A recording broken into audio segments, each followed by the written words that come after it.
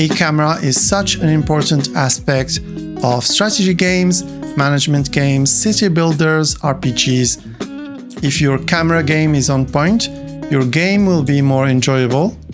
So today, let's see how we can implement such a camera in Unity. By the way, I'm using Cinti Studio's Tropical Island environment. You can find the link in the description if you want to download it. Our camera will be able to move around using WASD. We'll be able to orbit the camera using the middle mouse button. We can zoom in and zoom out using the scroll wheel, and we will implement a feature where the movement speed gets slower as you zoom in. So if we're completely zoomed in, we'll move the camera very slowly, but if we're zoomed out, then the movement gets faster. We can also hold Shift to move way faster.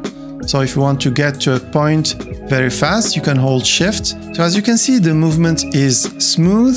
The orbit is also smooth. Zooming in and out is very smooth. And we're going to see how to do that. We're going to implement a basic version of all of these features. Then we're going to add smoothing and polish to each feature. We're also going to implement edge scrolling. All right, let's get started. I created this project in Unity 6. Let's go to Window, Package Manager. So Unity 6 comes with the input package already installed. Let's go to In Project. Here we have Input System 1.11. If you have earlier versions of Unity, then you need to install it manually, and we'll also need Cinemachine. So here I have it installed, and it's important that it is Cinemachine 3. So again, if you have earlier versions of Unity, then you need to install Cinemachine 3. If the only version you find is 2, then you need to click on this plus button, then install package by name. Then here you can type com.unity.cinemachine. To install Cinemachine, let's go to the Unity registry and look for Cinemachine. So here I've already installed it, and that's it. Now you should be good to go. Let's start by adding a Cinemachine brain to our main camera. So let's go to our main camera, and then let's add a Cinemachine brain. Then let's create a camera object. Let's go to Cinemachine, and then Cinemachine camera. So this is a Cinemachine virtual camera. Let's move it around. Yeah, let's have it up here. Then we need to go to the Cinemachine camera component. For position control, we'll choose orbital follow. And for rotation control, let's choose hard look at. This has created two components on our object. So let's go to Cinemachine orbital follow. And here it says that we need a tracking target. So let's create another object. Let's create another empty. Let's call it RTS camera target. And let's also rename our virtual camera to RTS camera. In the Cinemachine camera, let's assign the target to the tracking target field here. And this has removed the warning from the orbit follow. So now our camera is looking at the RTS camera target. As you can see here, when I select the camera, I have these gizmos. So I'm in local mode here. The camera Z-axis is pointing towards the camera target, and this is the camera target. Here we can choose the radius of the orbit. So this is basically the distance between the camera and the target. Let's keep it at like 25. And here we have the different axes of the orbit. Okay, let's expand the horizontal axis. If we change the value, we will change how the camera rotates horizontally around the target. So the range between minus 180 and 180 degrees is fine, and it is set by default to wrap. So if the angle exceeds the value of 180, we will smoothly wrap around. As you can see here, as soon as I reach 180, the value is automatically set from minus 180 onward. We will be manipulating this value from the script, but you can already see what will happen here. And here, let's expand the vertical axis. Let's change the value. This value changes the rotation of the camera relative to the target, but this time the rotation is on the vertical plane. Let's set the value to 45. As for the range, this is the maximum value, which is 45, and this is the minimum value, which is minus 10. Perhaps we want to change it. Let's set the minimum value to 5. That way we don't sink into the ground. So this is the limit, and this is the upper limit. Both the horizontal axis and the vertical axis have the option to automatically recenter if the value hasn't changed for this duration. Right now it's set at 1 second. The camera will recenter itself using time. We're not going to use recentering right now. Then we have the radial axis. This radial axis allows the camera to move back and forth between its maximum position and the target position. If we set the radial axis to a value of 0.5, the distance between the camera and the target will be equal to 25. So let's change the range of the radial axis. Let's set it to 0. So we're going to use the radial axis for zooming in and out. Here, if I set the value at 0.5, you can see that the lower the value, the closer we are to the target. Okay, let's keep it at 1 right now. And here you can choose what range you want this axis to be between. We can set it between 0.2 and 1. As for Cinemachine Hard Look At, we don't need to change anything in here. So we have a simple offset field. Let's keep it at 0. So now that we've set up the camera, we're going to use the input system in our own script to manipulate these values. So I created a folder where we're going to have all the files of this project. Here we have the scenes folder, and I created a scripts folder. Let's create a new script called player, and let's create a new player object. So we're going to create an empty and call it player. And here let's add a player input component. So I'm going to type player input. This component is provided by the input package. These are the actions that we have by default when creating a new project in Unity 6. If you want to open them, they open in the input settings. So let's go to input settings, input system package. Here we have these actions. We have move, look, and then we have some UI actions, point, click, right click, etc. Let's add our player script here on the player object, and let's edit the script. I added the script to this namespace, zeus.rts camera. Let's create a region where we're going to handle input. So the behavior of the player input script is set to send messages. So we're going to have to define some methods in our player script to catch the input. First, let's import unityengine.inputSystem. Let's define an onMove method. So even though this method is private, the player input component will still be able to call it. We need to be careful about the name. This name is very important. On plus your action. And here as a parameter, we have input value. Then let's add an onLook method, which will also have an input value as parameter. Let's go back to the input actions. The move action is bound by default to WASD. We're going to use it to move the camera. As for the look action, it's bound to the delta. So whenever we move the mouse, we'll get a vector2 that we can use and will contain the delta of the distance that the mouse has moved. Okay, we're going to go at it little by little. We're going to implement a simple movement. Then we're going to take care of rotation and zoom in. Then we're going to polish the movement up and make it smoother. So we still need to capture the mouse scroll. Let's go to UI. And here we have a scroll wheel action, which is a pass-through. And the control type is vector2. So let's add a method here. I'm just going to copy this one and call it onScrollWheel. Let's add some vector2s. Let's add a move input, scroll input, and look input vector2s. In onMove, we're going to assign move input to value.get vector2, and we're going to do it for the other vector2s. Let's get look input, then let's get scroll input. Okay, let's close this region.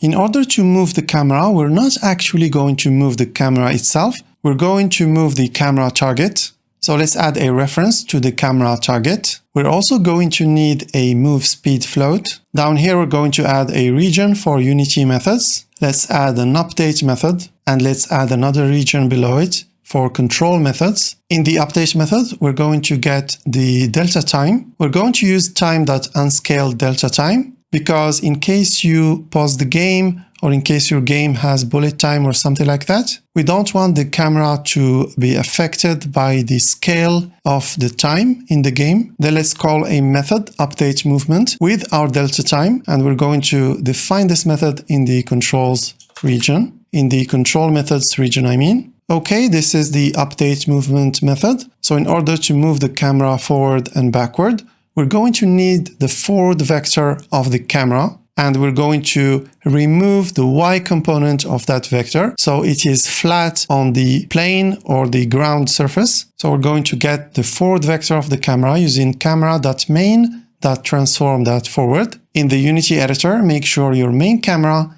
has the main camera tag, otherwise our code will not work. Let's eliminate the Y component and normalize the vector. So now the forward vector is flat on the ground. Now let's compute the motion of the camera. Right now, let's just test the forward and backward movement. So we're going to multiply the forward vector by move speed and by delta time. So here let's change this to actually delta time. That way it's more clear. It's always important to name your variables properly, because if you work with a team or even if you work alone and come back like 2 months later, you will not understand what these variables mean. So let's rename it here as well in the update method, delta time. Okay, now let's move the camera target with camera target.position plus equals motion. Let's go back to the Unity editor. So on my player script, I'm going to assign the camera target, and the move speed is set to 20. We're going to see if this is too fast or too slow. So let's run the game. Okay, it seems that the camera is always moving forward, and that's because I forgot to multiply by the move input. So let's multiply by move input.y. So now with A and S on my keyboard, I'm able to move forward and backward. Here in Cinemachine orbital follow, you might want to change the position damping. If we set it to 2, 2, 2, for example, by default it's set to 1 on each coordinate. So if I set it to 2, you'll notice how the camera makes a little rotation before moving. That's because it's trying to catch up with the rotation target. And if we set it to 0, it's completely stiff. Let's keep it at 0. Going back to edit mode, we have lost the changes. So let's set the position damping again to 0, 0, 0. So here it's also asking us if we want an input controller. In fact, we're going to handle input ourselves, so we don't need this input controller. So let's go back to the code. Okay, now let's implement sideways movement. And for that, we'll need the right vector of the camera. So let's get it using camera.main.transform.right. And let's eliminate the Y component. Then normalize the vector. Okay, let's rewrite these lines so we can include the sideways movement. Let's create a vector tree called target velocity. Set to new vector tree, move input.x, 0, and move input.y. And we're going to multiply it by our move speed. Motion is going to be target velocity multiplied by delta time. And we're going to rewrite this line. Now we have camera target.position plus equals forward.motion.z plus right multiplied by motion.x. Okay, so we have achieved forward, backward, and sideways motion. Although it's linear, so we'll definitely need to make it smooth. Now let's work on rotating the camera around the target. In the update method, let's call an update orbit method that we're going to define in the control methods region. I don't want to use the look input directly for the orbit. Otherwise, we'll have a behavior similar to FPS games where mouse movement is controlling the camera rotation directly. What we want instead is to hold a button, for example, the Alt key, the right mouse button or something, like the middle mouse button in Blender, and be able to rotate the camera with that button pressed. In the input actions, let's look for an action that we can use. Otherwise, we'll have to create one. Let's go to UI. Here we have middle click, which is bound to the middle mouse button. We can also add a binding for a keyboard key here, but I'm not going to do it. Let's just do it for the middle mouse button. Let's go back to player. So here in the input region, I'm going to add a boolean.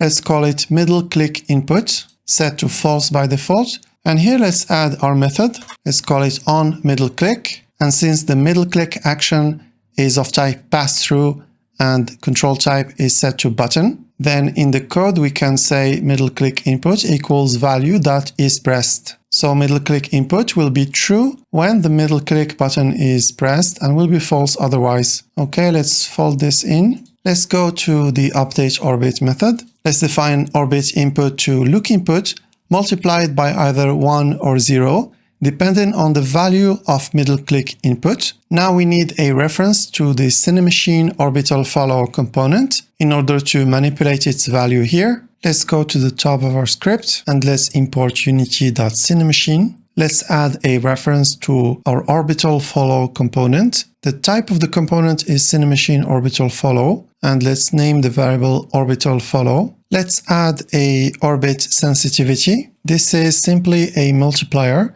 that we're going to apply to our orbit input. Perhaps we can better organize the inspector. Let's have these references down here, and let's have a few headers to organize this into movement, orbit, and components. Okay, let's go down to the update orbit method. Here in orbit input, let's multiply it, or let's do it in a new line. We're going to multiply it by our orbit sensitivity. Then let's assign the values of both the horizontal axis and the vertical axis on our orbital follow component. So the value of the horizontal axis will be assigned to orbit input.x, and the value of the vertical axis will be assigned to orbit input.y. Let's go back to the editor. Let's go to player, and in our components, we'll assign the orbital follow. So we simply drag and drop the RTS camera in here. So when we run the game, we'll get this.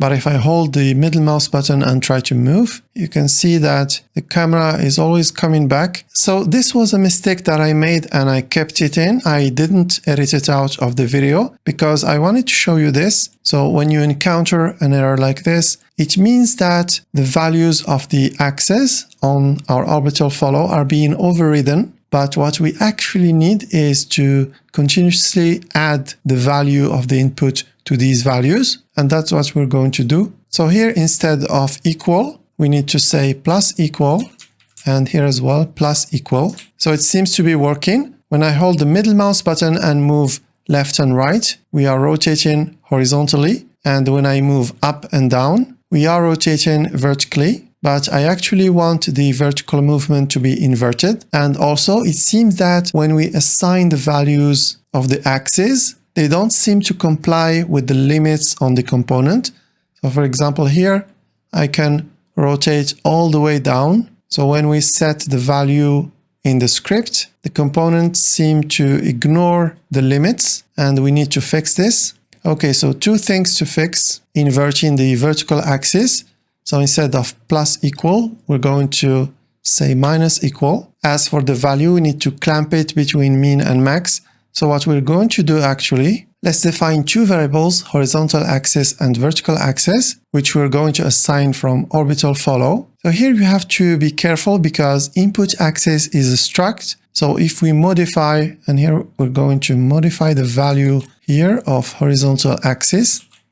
If we assign or modify the value of this, this will not automatically set the value on our orbital follow component. So let's try it. If we do it like this, we're only going to be changing these local variables. Let's test it. Okay, so I'm holding the middle mouse button and moving the cursor, but nothing happens. And that's exactly what I was talking about. We need to actually reassign these axes at the end of the method. Like this, we assign the horizontal axis and the vertical axis back from the structs. Okay, now it should work. But before we assign the structs, let's clamp the value of horizontal axis, and we can obtain the min and max value like this. So mathf clamp horizontal axis dot value. The min and max values of the horizontal axis are obtained with the range field. So range.x is the min and range.y is the max. Let's do the same thing with our vertical axis.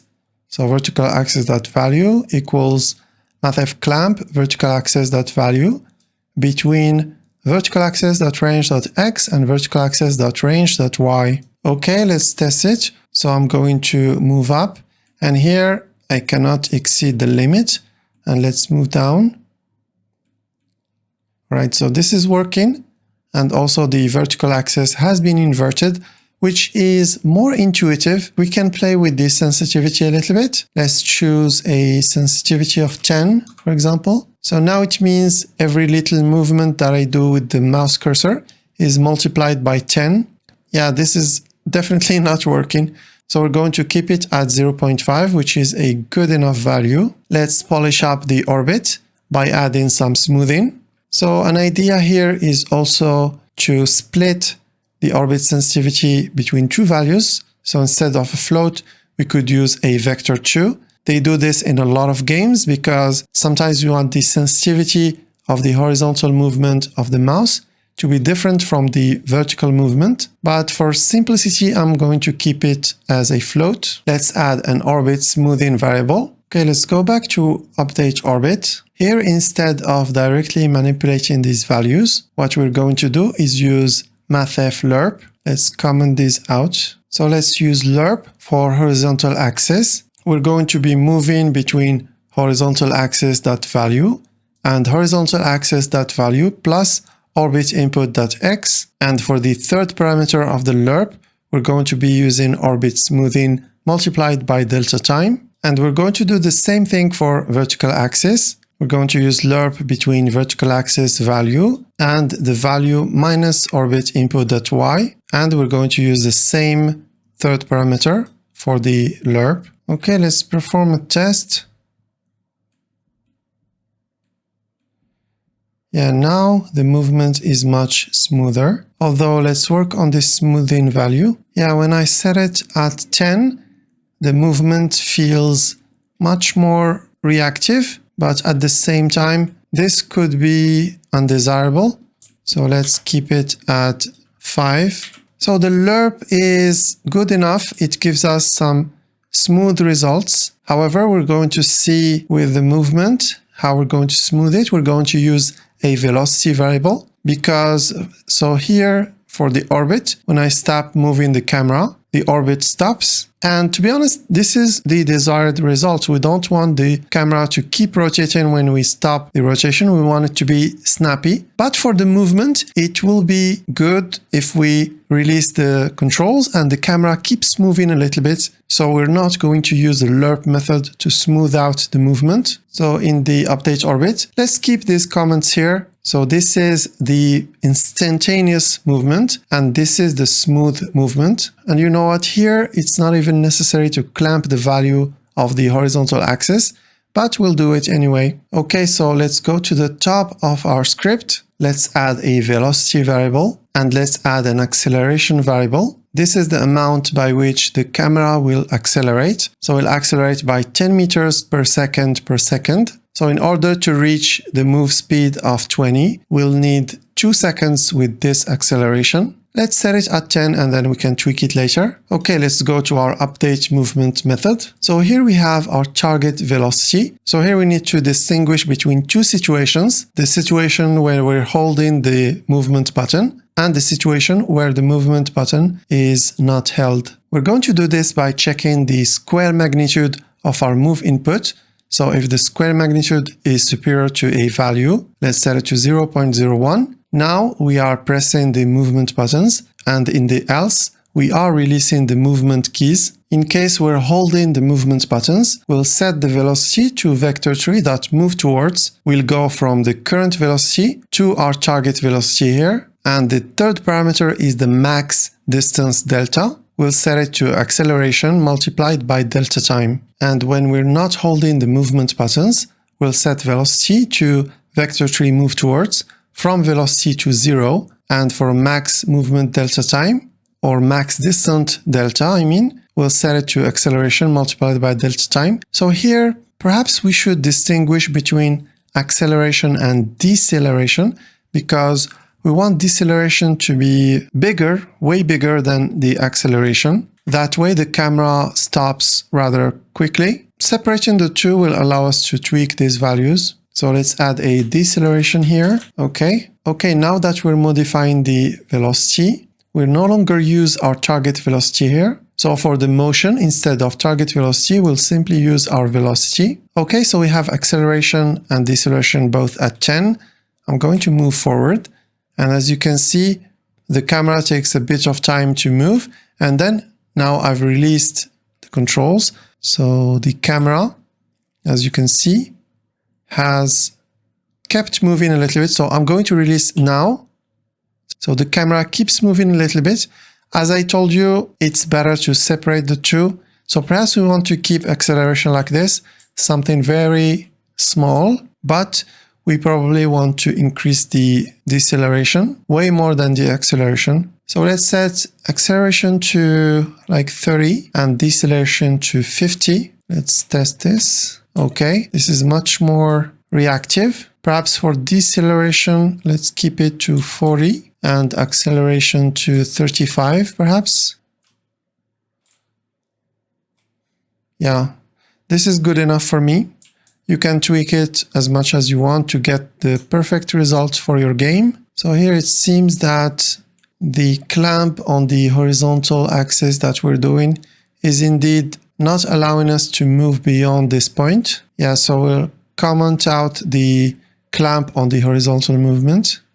But here, like, everything seems to be all right. We're already having some good results here. Now let's add some zooming in and out. First, let's go to Update Orbit and let's comment out the clamp on the horizontal axis. This will allow us to rotate horizontally as much as we want. And we have to remember to set the values because we set them at runtime. Now we need to set them in edit time. So for acceleration, 35 and 40 for deceleration. In the update method, let's add a third method, update zoom, and let's create it in our control methods region. Let's get the orbital follow that radial axis and save it in the axis variable. And let's assign it at the end of the method. Let's change the value of the axis. So we're going to do axis.value minus equals 10f multiplied by scroll input.y. This is just temporary. We're going to add a zoom speed variable soon. And then we're going to clamp the value of the axis between axis range.x and axis range.y. Now when I scroll the mouse wheel up, I get this. And when I scroll down, I get this. So this is a very high value. Obviously, we'll need to change it. Let's add another header, zoom, and let's add a float, zoom speed. Let's scroll all the way down and use our zoom speed variable here. This is enough, but we'll probably have to smooth out the zoom in like we did for the orbit. Now if I scroll up or down, I get this. This is still too big of a value. So let's decrease the zoom speed. Perhaps let's set it to 0.1. Yeah, this is more reasonable. Let's set it even smaller, like 0.05. Yeah, this is better, way better than before. So zoom in is still a bit like it jumps from one value to another. We'll need to make it a bit smoother. So at the top of our script, here let's add a private variable. Let's call it current zoom speed and let's go down to our update zoom method. Now we'll also distinguish between the two cases if we have input and if we don't have input. So let's define a float target zoom speed set to 0 by default. And if the absolute value of scroll input.y is superior to a threshold, for example 0.01, this will tell us that we indeed have some scroll input, in which case we'll set target zoom speed to zoom speed multiplied by scroll input.y. Then we're going to set current zoom speed to mathflerp between current zoom speed and target zoom speed. And we'll need a zoom smoothing variable. So here the third parameter is zoom smoothing multiplied by delta time. So let's go up here and let's define a zoom smoothing variable set to 5 by default. And here when we set the value of the axis, instead of using our zoom speed, we're going to use our current zoom speed. Okay, this should do it. Let's go back to the editor. So here we have a nice inspector and we can tweak these values as much as we want. So zoom speed, we set it earlier to 0.05. Okay, let's test our code. Now I'm going to scroll up and down. And as you can see, the movement is much smoother. We no longer see these jumps, these sudden jumps between values. And this is great. So here we can see some crabs moving around in the sand. I mean, truly, this tropical environment by Cinti Studio is really amazing. They did a lot of work on the small details. I'm out of play mode. What I'm going to do is go to RTS camera. Let's set the value of the vertical axis to 45 by default. For strategy games, it makes more sense this way. And perhaps increase the range to 50 or 60. Let's say 55, or like a value of 30 is also good. In the Cinemachine camera, we can change the vertical FOV. So the more you increase the FOV, the more you get this fisheye effect. But usually you want to keep it around 50. So let's keep it at 50. Now let's work on edge scrolling. We want our camera to move when the cursor is at the edge of the screen. We're going to define a small margin, for example, 20 pixels. If the cursor is beyond that point in either of the 4 directions on the screen, then the camera will start moving. In the code, let's go to input, the input region. If the cursor is at the edges of the screen, we'll simply update the move input. No need to do anything else. We don't need to touch the other methods. So let's add an update edge scrolling method. We don't need the delta time. Let's do it here. So this is the definition of the method. First, we need the mouse position. We can get it using the input package with the mouse class, and with mouse.current.position.readValue, we can get a vector2 of the mouse position. We're also going to need a margin. So let's go to the movement header. Let's define a float edge scrolling margin set to 15 pixels by default. And here I've added a small space just to keep the inspector organized. Let's check if mouse position.x is lower or equal to edge scrolling margin. We'll set move input.x to -1. Otherwise, if mouse position.x is superior or equal to screen width minus edge scrolling margin. So if the mouse cursor is at the right side of the screen, then we're going to set the move input x to 1. Let's do the same for mouse position y. So I'm just going to copy this code, and here I'm going to replace x with y in all the code.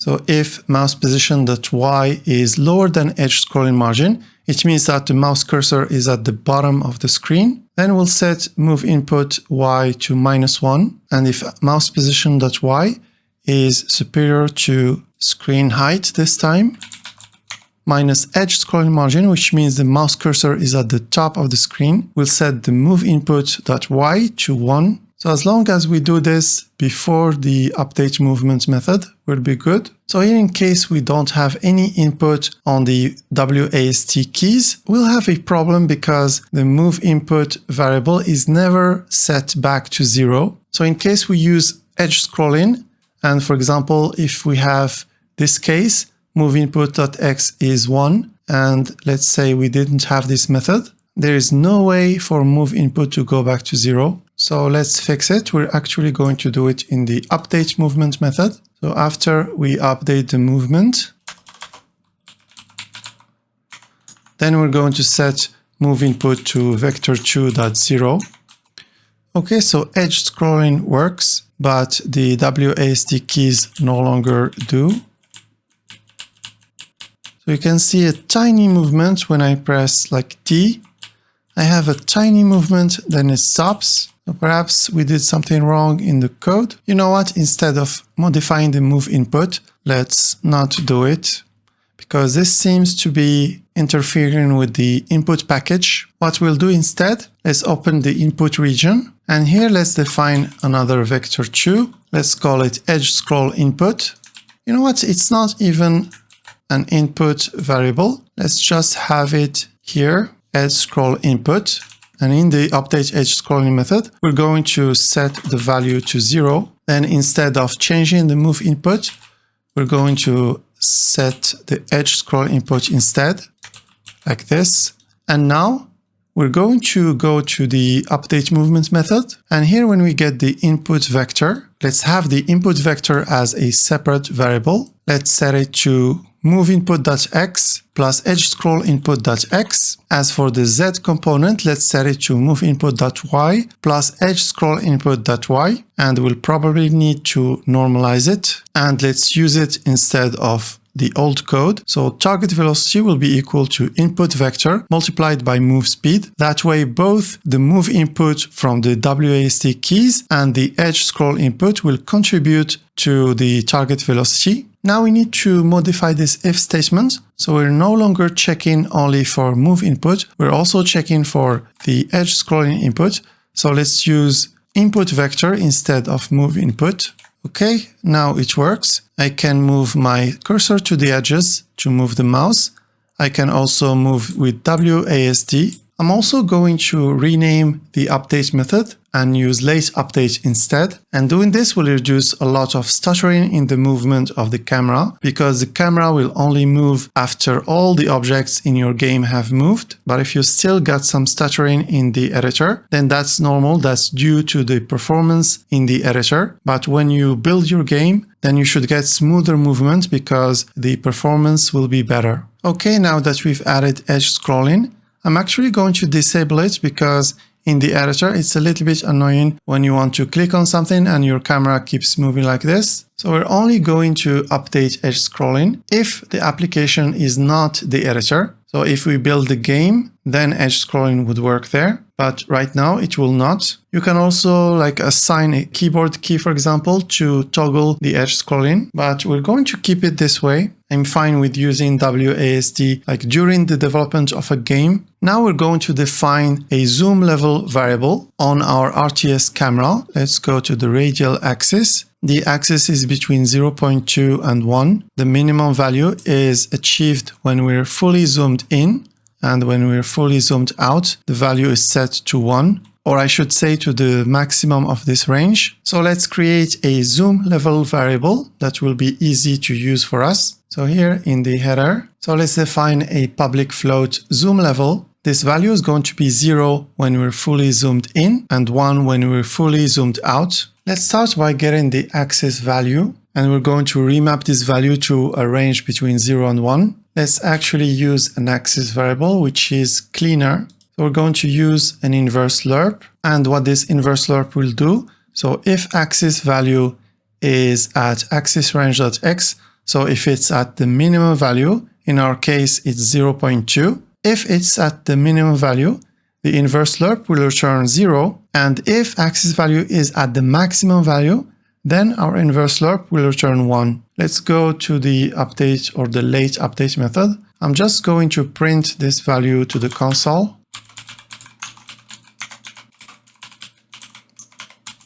Okay, so I'm at 1.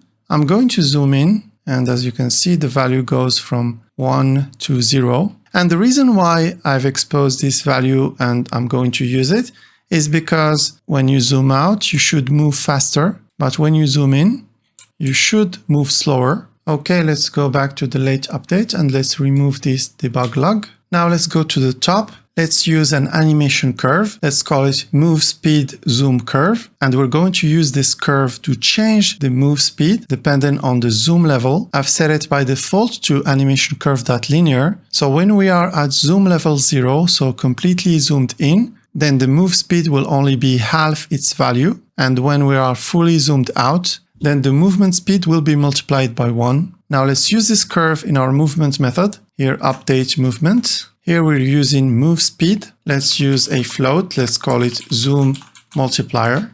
And we're going to evaluate our curve with time set to zoom level. And instead of just using move speed, we're going to multiply zoom speed by zoom multiplier. And having a curve gives us a lot of flexibility. Okay, let's go to our player. So this is our curve. It starts at 0.5, then goes all the way to 1. So let's test it. Now I'm completely zoomed out. I'm moving at normal speed. But if I zoom in, and now I'm moving at 50% the speed.